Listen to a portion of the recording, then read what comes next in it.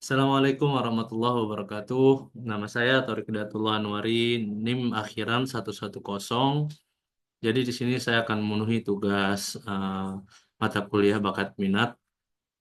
Di sini saya akan menjelaskan tes psikologi bakat yang ada dalam bakat minat. Yang pertama ada DAT, GATB, dan VACT. Jadi tujuan dari tes-tes ini adalah untuk memahami potensi diri. Jadi presentasi ini membahas pentingnya tes psikologi. Tujuannya adalah memahami fungsi, manfaat, dan perbedaan antara tes DAT, GATB, dan VACT. Tes ini penting untuk pengembangan diri dan karir.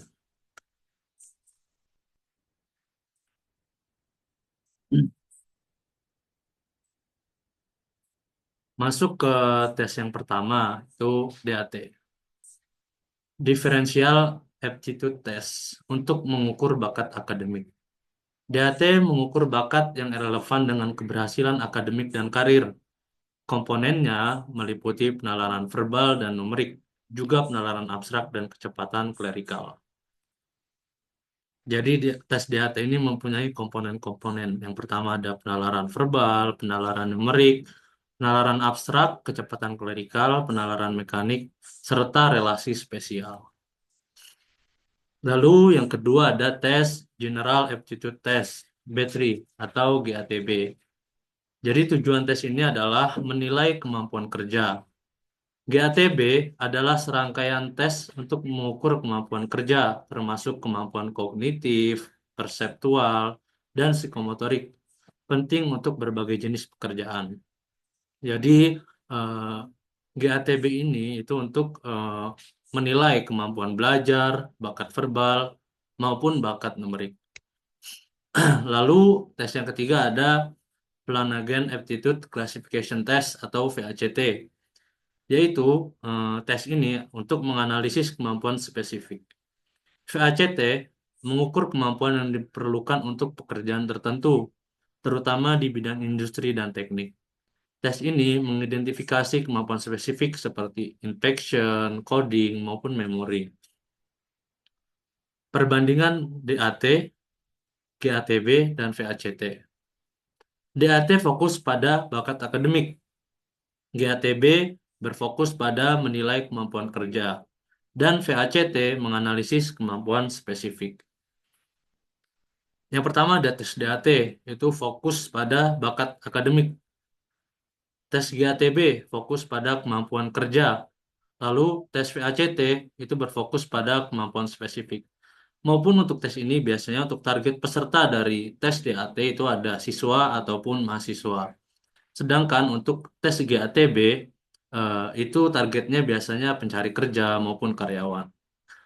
Dan yang terakhir untuk tes VACT, biasanya targetnya itu karyawan-karyawan industri. Studi kasus dalam tes DAT dalam pemilihan jurusan. Siswa dengan skor tinggi pada penalaran verbal disarankan memilih ilmu komunikasi. Kesesuaian bakat dan jurusan meningkat peluang keberhasilan studi. Jadi bisa dilihat dari tes DAT ini yang keluar itu biasanya penalaran verbal tinggi, pilih ilmu komunikasi, dan peluang berhasil itu meningkat. Yang kedua, studi kasus dari tes GATB. Biasanya itu perusahaan manufaktur menggunakan GATB untuk menyeleksi operator mesin. Karyawan terpilih memiliki kinerja lebih baik, tingkat kesalahan pun menjadi lebih rendah, dan meningkatkan produktivitas. Lalu ada studi kasus dari tes VACT dalam analisis kebutuhan pelatihan. Contohnya di industri perakitan mobil menggunakan VACT untuk menganalisis kemampuan karyawan. Hasilnya, identifikasi area yang memerlukan pelatihan lebih lanjut seperti identifikasi kebutuhan, pelatihan, dan pengurangan kesalahan. Manfaat tes psikologi. Jadi, manfaat tes psikologi yang tadi saya sebutkan itu adalah untuk investasi masa depan. Tes psikologi meningkatkan pemahaman diri, membantu pengambilan keputusan, karir, dan pendidikan, meningkatkan efektivitas ketika kita melakukan seleksi karyawan. Kesimpulannya, DAT, GATB, dan VACT adalah alat berharga di dalam tes psikologi bakat minat.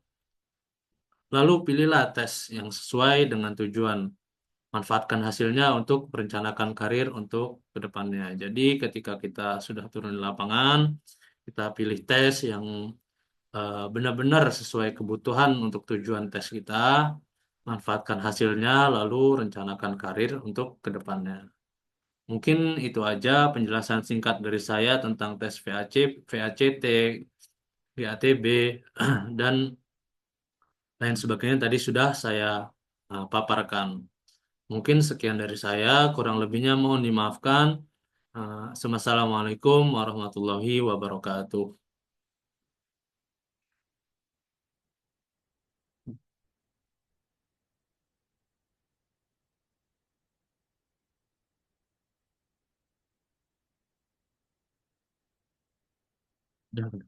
Aman. Rokok dulu bang.